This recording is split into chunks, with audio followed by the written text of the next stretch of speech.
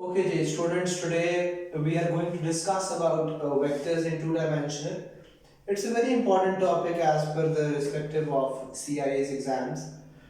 Every time there is a question of around 6-7 marks in paper 1 or either in paper 2. Most of the time it comes in paper 1.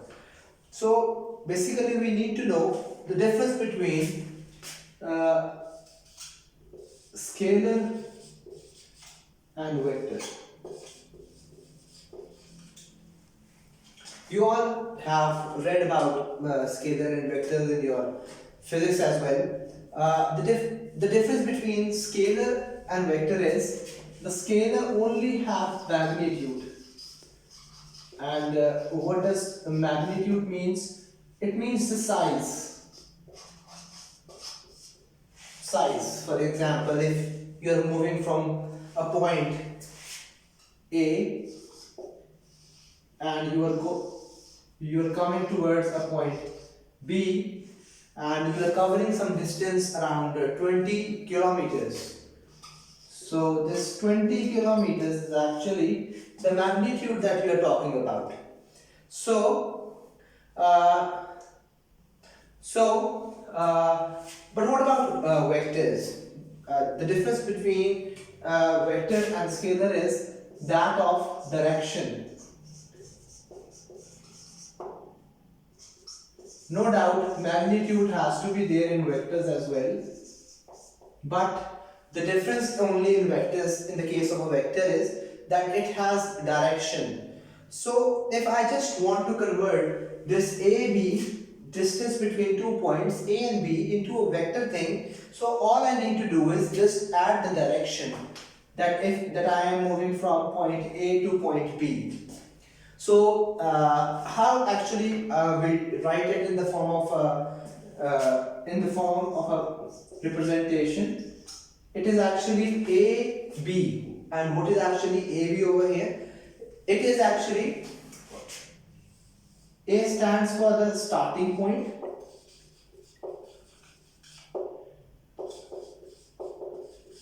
and B stands for the ending point, or you can say the final point, the terminal point, the reaching point, whatever you wish calling it like. So in the case of a vector, direction is very important. Actually, A to B is not equal to B to A. Why? Because the difference of the direction. Now let's try to visualize what actually vectors are. For example, if you're trying to move from point A to point B in such a way like this, what are you trying to do? You are trying to move in the x-axis as well, x domain, as well as in the same manner. At the same time, you are moving in the y domain. You are actually moving in the x-axis as horizontally as well as vertically. If I combine the both of them together, you are talking about a vector, a resultant of both the two. So that is why we write it as AB, and we write it in the form of a column, not in the coordinating form. So in the form of a column, you first write the column how much you are moving in the x direction and how much you are moving in the y direction. So that's the representation of a vector. So then comes the first thing that we are going to discuss for today, that is how do we calculate a magnitude of a vector. Magnitude, as stated over there, it is the size of that vector. For example, if I talk about this vector AB that I have just written over here, the way of writing a magnitude is drawing two lines on the sides of the vector, and the formula for finding out the magnitude is the same that you have already done in your coordinate geometry. Square of the x plus square of the y and square root on top of it. There is these two lines are also known as absolute, but actually these two lines are a representation of finding the magnitude. So let's do an example over here for finding out a magnitude. Let's assume that you have a vector PQ, and the values inside the vector are 2 and minus 3. Actually, what is happening over here? This vector, you are moving 2 units in the x direction and negative 3 units in the y direction. What does negative 3 means over here? It's vertically downwards. So that was my initial starting point, P over here, and this is my final destination point. So this is the vector PQ 2 minus 3, representation of x as well as y together in a form. So let's find out the magnitude of this vector. PQ, and how do we find it out? The square of the x component plus the square of the y component, the square of the x component, square of 2 plus the square of y component, that is negative 3. If we find it out, it's 4 plus, if you take the square of a negative number, it converts to a positive one, and here it is. For this case, it's square root 13. If the question is in P1 and you are not supposed to use a calculator, you can just leave your answer till here. And if it's P2, you can further evaluate the answer using a calculator. So that's for magnitude. We are done with it. Let's move a little ahead of it and figure out the next thing, that is equal vectors. So as stated earlier, vector is not a thing that just have a magnitude,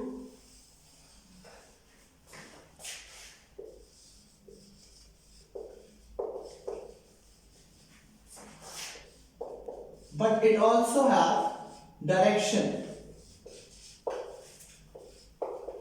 So for a vector to be equal, it has to be two things. The first thing, that it have, both the two vectors that we are talking about, they both have same magnitude as well as same direction. If one of them flops, the two vectors are not equal. Let's do an example of it. Even for example, if there is a vector AB and the magnitude of the vector is, you can say 5, and there is another vector PQ that have a magnitude of 5, but I tell you that the two vectors are not in the same direction. The vectors are not in the same direction. So what you can assume is that the two vectors AB and PQ, they both are not equal vectors. But what about if I replace this word not from here, I just remove it out, the vectors are in the same direction, then yes, both the vectors AB and PQ, they both will be equal vectors. Let's do an example of it. let's write it out that there is a vector AB, and the vector is um, 2 and 3, and there is another vector PQ, and that vector is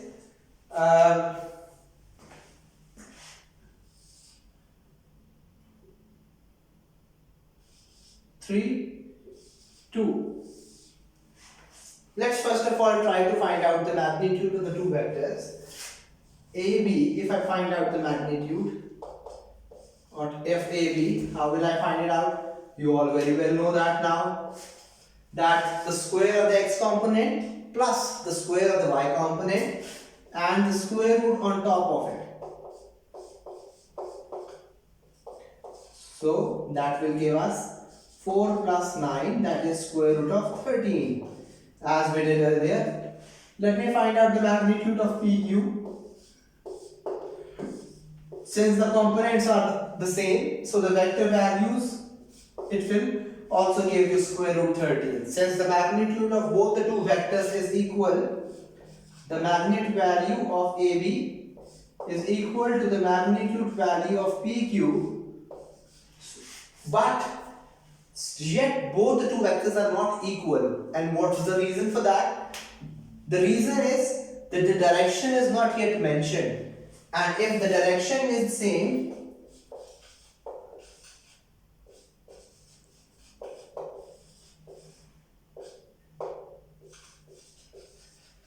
then the two vectors are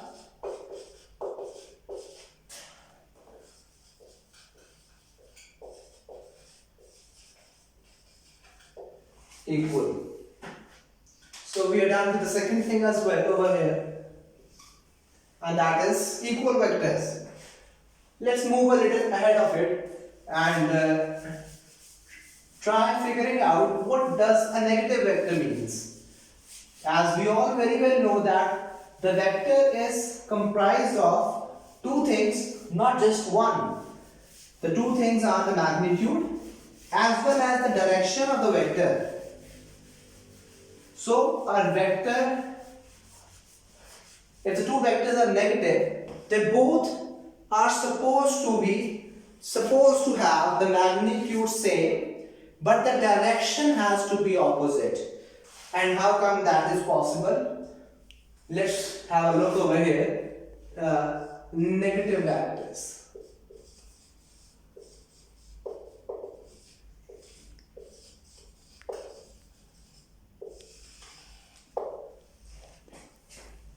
There is a vector AB and the vector values are 2 and 3, as I just wrote over there, and there is another vector with the values as -2 and -3. Both the two vectors, let me just make the two vectors over here for visualization to figure out how does the two look like. This is my A point initially, and I am moving 2 units in the x direction, and then I am here moving 3 units in the y direction. So this will be my B point, and this is a resultant vector AB.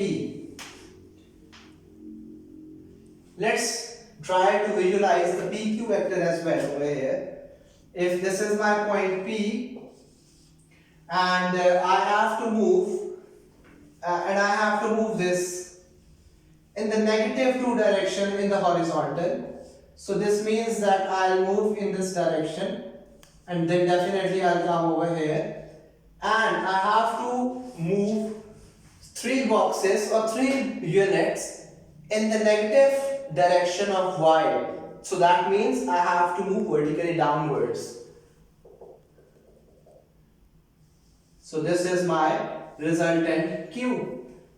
How I have reached Q? I have moved in the horizontal as well as vertical direction. So this is from P to Q.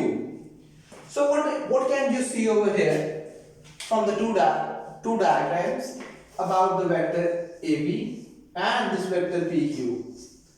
Both the two vectors are of the same size, but what's the difference?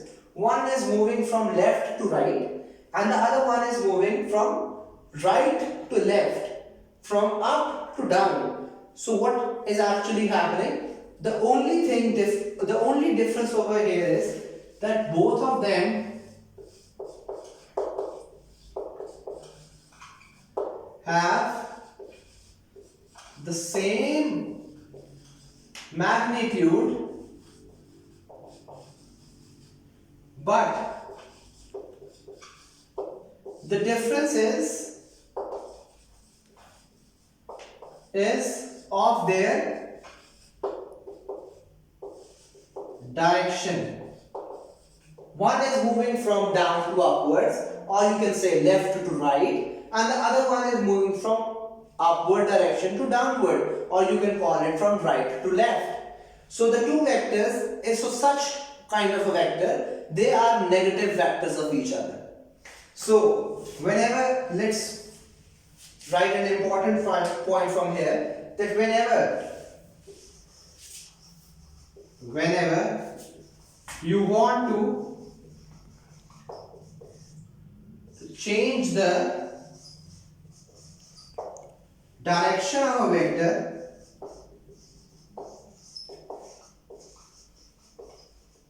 only multiply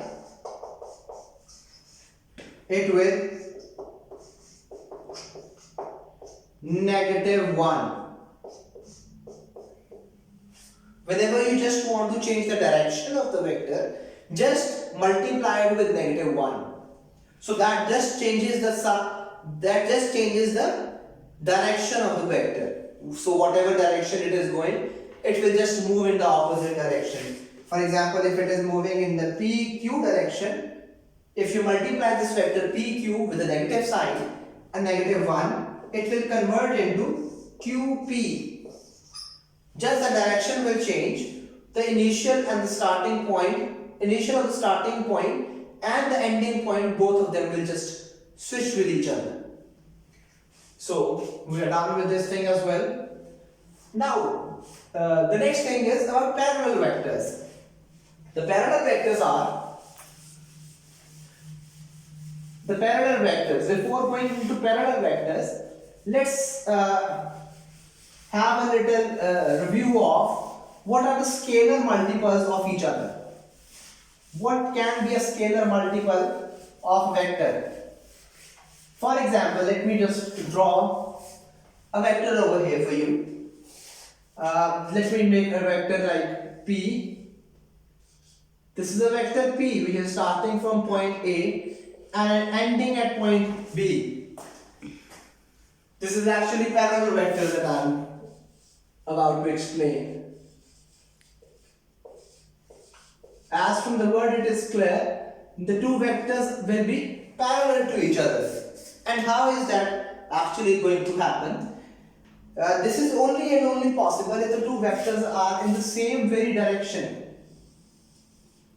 But yes, their size can vary. But both of them have to be in the same direction. For example, if this was P and this PQ vector is half of P. It is P, but it is a multiple of P. It can be half of it. It can be twice of P. It can be 3 times of P. Any scalar multiple of that particular vector. So that vector will be a parallel vector to each other. So in other words, we can even say that there is a constant or common ratio between the two vectors. There is a common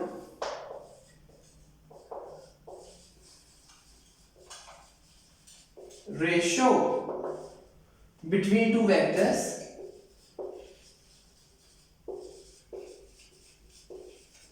Then the two vectors will be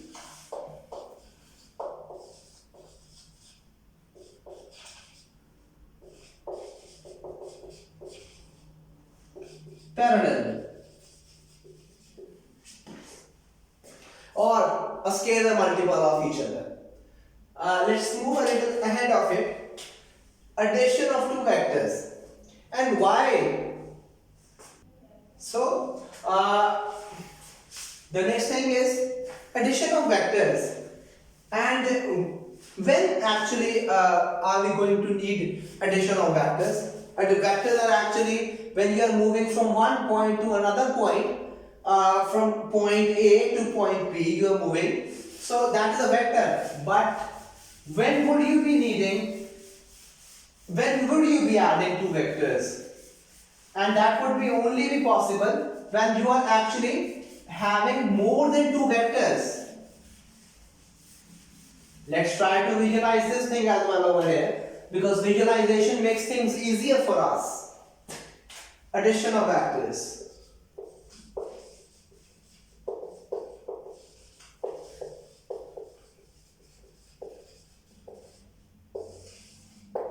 So addition of vectors, for example, let me just make, I am actually moving from point A and I am moving towards point B with a vector, maybe you can say P vector, and then from point P I am moving in another direction, and let me just call it as C, and that vector is of Q. That vector is of Q. And I make a the resultant vector to be as P to A to C. A to C. So as per the rule that is mentioned over here, head to tail rule, I am actually going from one starting point to an ending point, that is from A to C. This is actually a resultant vector. This is my initial point.